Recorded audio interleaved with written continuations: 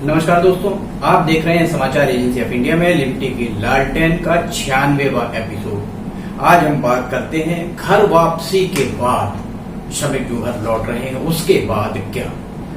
देश भर में लगभग 150 से ज्यादा रेलगाड़ियों के जरिए 1 लाख से ज्यादा लोग उन जगहों पर जहां वे जाकर नौकरी करते थे, जहां वे जाकर आजीविकोपार्जन करते थे, वहां से वे अपने घरों की ओर लौट रहे हैं। 1 लाख से ज्यादा लोग अपने घरों पर लौट चुके हैं। जैसे ही ये बात लोगों के सामने आई कि श्रमिकों को घर भेजने का सिलसिला जारी है, उसी बीच सड़क मार्ग से भी श्रमिकों की घर वापसी का सिलसिला चालू हो गया है। उत्तर प्रदेश और बिहार की अगर बात की जाए तो इन दोनों सूबों में 40 लाख से ज्यादा लोगों के घर वापसी की उम्मीद अभी है। जिस तरह लोग घर वापसी कर रहे हैं, उससे देखते हुए देशवासियों के मन में एक प्रश्न कौंधना बहुत लाजमी है कि इन श्रमिकों की घर वापसी के बाद आखिर क्या होगा। ये घर लौटेंगे? घर पर लौटने के बाद अगर 40 लाख लोग उत्तर प्रदेश और बिहार में लौट के जाएंगे तो इन 40 लाख लोगों के वहां पर पहुंचने के बाद उनको 14 दिन या 21 दिन क्वारंटाइन किया जाएगा। क्वारंटाइन अवधि में उन्हें किस स्थान पर रखा जाएगा? 40 लाख की तादाद बहुत ज्यादा होती है। इन लोगों की घर वापसी को लेकर सूबाई सरकारें उत्साहित तो दिख रही हैं, पर उनके हाथ पैर फूलते भी दिख रहे हैं। जिन राज्यों में ज्यादा तादाद में श्रमिक लौट रहे हैं, उन राज्यों के अफसर और नेताओं की जिस तरह के मन के मानस पटल पर जिस तरह से शंका के बादल उमड़ते दिख रहे हैं, उससे यही साबित हो रहा है कि ये जो लोग घर वापस हो रहे हैं, घर वापसी के बाद इन श्रमिकों की सुरक्षा, इलाज, तीमारदारी आदि का प्रबंध उन राज्यों में मुकम्मल नहीं है। ना ही राज्य इस सब के लिए अभी तैयार ही दिख रहे हैं। वैसे 40-45 दिन का समय टोटल लॉकडाउन का बीतने को आया। 40-45 दिन का समय बहुत होता है। इस बीच में राज्य सरकारों को इस मामले में कम से कम प्रबंध कर लिए जाने चाहिए थे। इसी बीच कर्नाटक के द्वारा उत्तर प्रदेश और बिहार की तरफ लौटने वाले श्रमिकों और अन्य लोगों को वापस लौटने पर पाबंदी लगा दी गई। पाबंदी लगाने का फैसला लिया गया है।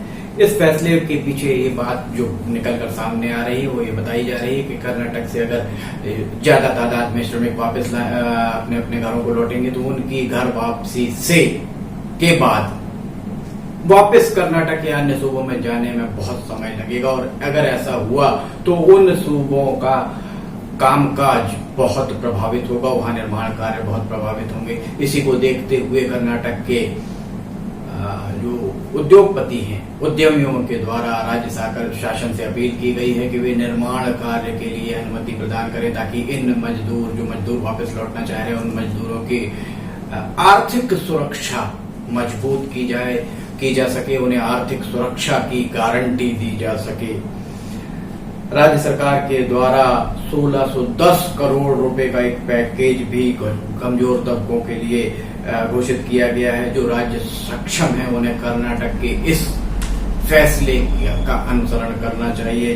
वैसे एक बात और उभर कर आ रही है कि रेलगाड़ियों के जरिए श्रमिकों की घर वापसी के बाद जो कवायद चल रही है, उसके बाद जो मजदूर रेल मार्ग से घर नहीं जा पा रहे हैं, वे मजदूर सड़क मार्ग से, आप देख सकते हैं बहुत सारे वीडियोस इस तरीके के आ रहे हैं कि ट्रकों के ऊपर, लारियों के ऊपर असुरक्षित तरीके से बैठकर अपने पूरे परिवार के साथ, ये सभी मजदूर छोटे छोटे बच्चों के साथ बैठे हुए हैं, बहुत असुरक्षित तरीके से परिवहन के नियम कायदों का माहौल उड़ाते हुए किसी राज्य से अपने राज्य के लिए जा रहे हैं। इन मजदूरों को ये भी पता नहीं है कि जिस लारी या जिस ट्रक में वे बैठे हुए हैं, वो लारी या ट्रक उन्हें कहाँ उतार देगा, उसके बाद अगली लारी कब मिलेगी, अगला ट्रक कब मिलेगा।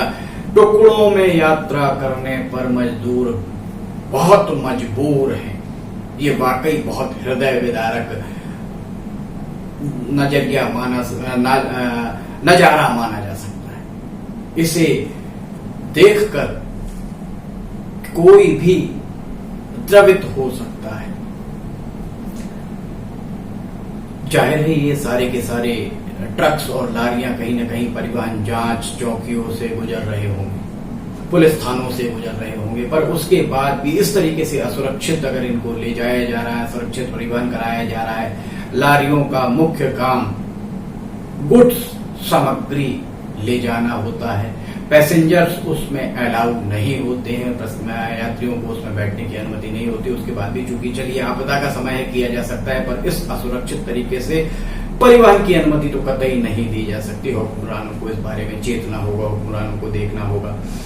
इस तरह रेड जोन से, सड़क मार्ग से असुरक्षित तरीके से घर वापस लौटने वाले श्रमिक और घर वापसी की मांग करने वाले श्रमिक जिस तरीके से भीड़ लगा रहे हैं, उसकी आप देखिए, एक के बाद दो, दो के बाद तीन, तीसरे के बाद चौथा, चौथे के बाद पांचवा, कई स्थानों पर इस तरीके की जो भीड़ लग रही है। जो कुछ बातें समाचार माध्यमों के माध्यम से सामने आ रही है, उससे यही प्रतीत हो रहा है कि जरा सी लापरवाही के चलते कोरोना के संक्रमण का चक्र थामने तोड़ने की सरकारी कवायद या सरकारी मंशा पर कहीं न कहीं प्रश्न चिन्ह जरूर लग रहा है। तीसरे चरण में भले ही कुछ शर्तों के साथ छूट दे दी गई हो, पर जमीनी हकीकत यह भी दिख रही है कि लोगों का सब्र का बांध अब टूटने लगा। लोग अब हल्का फुल्का पैनिक होते भी दिख रहे हैं। हुक्मरानों को इस बारे में चिंता करनी होगी। सरकार को, सूबे के निजामों को, प्रधानमंत्री को, मंत्रियों को, विधायकों को, सांसदों को, सभी को इस बारे में सोचना होगा।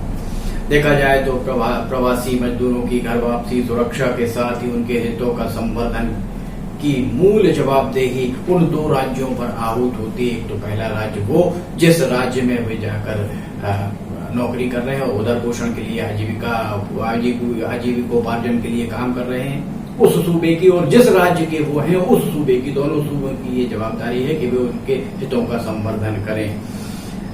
कोरोना के संभावित संक्रमण को देखते हुए जगह जगह शिविर और कुछ आश्रय स्थल बनाए गए। इन आश्रय स्थलों की जमीनी हकीकत क्या है, क्या वहां उन्हें जो भी क्वारंटाइन किया गया है, आश्रय स्थल में रखा गया है, या शिविरों में जो लोग रखे गए हैं उन्हें पौष्टिक भोजन मिल पा रहा है कि नहीं, या समय से भोजन मिल पा रहा है कि नहीं, इसे देखने की फुर्सत किसी को भी नहीं।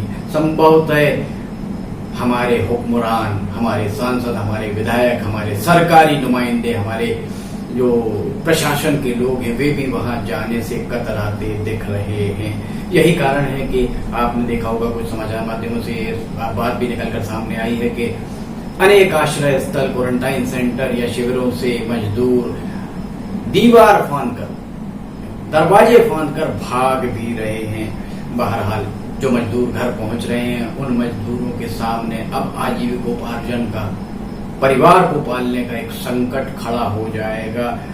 राज्यों के हुक्मरानों को, जिन राज्यों में ये मजदूर जा रहे हैं, उन मजदूरों के लिए रोजगार मुहैया कराना एक बड़ी समस्या के रूप में सामने आ सकती है ये बात। इसके लिए मनरेगा की दुहाई दी जा रही है कि मनरेगा के जरिए लोगों को रोजगार मिलेगा, पर मनरेगा की जमीनी हकीकत आपसे और हमसे छिपी नहीं है। इसके लिए आत्मनिर्भर बनाना पड़ेगा मजदूरों को, और मजदूरों को आत्मनिर्भर बनाने के लिए सिर्फ और सिर्फ एक ही उपाय है, वो है कुटीर उद्योग। सरकारों को चाहिए सांसदों, विधायकों के जो भत्ते हैं, उन्हें जो वेतन दिया जा रहा है, उन्हें जो पेंशन दी जा रही है, उस पेंशन में ये बात इसलिए कहना भी लाजमी है कि अनेक सूबों में राज्य सरकारों के कर्मचारियों को सेवानिवृत्ति के बाद पेंशन की पात्रता समाप्त कर दी गई है। पर जो आदमी, आप ही इस बारे में विचार करें कि जो एक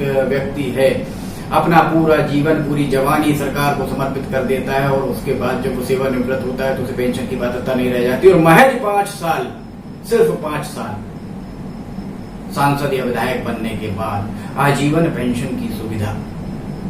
बहुत विडंबना है। इसलिए सांसदों, विधायकों और पूर्व विधायकों, पूर्व सांसदों, इन सब के वेतन, भत्ते, पेंशन में कुछ कटौती की जाए, और उस कटौती से जो धन निकाला जाए, उस पैसे को मजदूरों को कुटीर उद्योग लगाने के लिए लोन के रूप में दिया जाए, सब्सिडी के रूप में दिया जाए। वर्तमान में कुटीर उद्योग की जो जरूरत एक बार फिर 70 के दशक में जिस तरीके से कुटीर उद्योग को बहुत बढ़ावा दिया गया था, अब 2020 में कुटीर उद्योगों को बढ़ावा देने की बहुत जरूरत है। इसका कारण यह भी है कि मजदूरों के सामने अगर आजीविकोपार्जन का कोई साधन नहीं होगा तो मजदूर अगर गलत रास्ते पर चल पड़े तो उन सूबों की सरकारों के लिए बहुत परेशानी खड़ी हो सकती है। इसलिए इस बारे में विचार करना जरूरी है। घरों पर ही रहें, घरों से ना निकलें, बहुत जरूरी होने पर घरों से निकलें। अगर आप घर से निकलते हैं तो मास्क का उपयोग जरूर करें।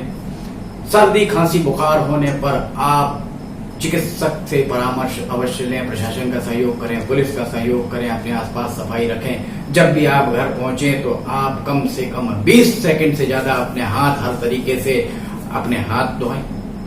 समाचार एजेंसी ऑफ इंडिया में लिमटी की लालटेन की अगली कड़ी लेकर हम जल्द हाजिर होंगे। अगर आपको ये वीडियो पसंद आता तो आप इस वीडियो को लाइक, सब्सक्राइब और शेयर जरूर करें। हम जल्द हाजिर होंगे, तब तक के लिए इजाजत दीजिए। नमस्कार।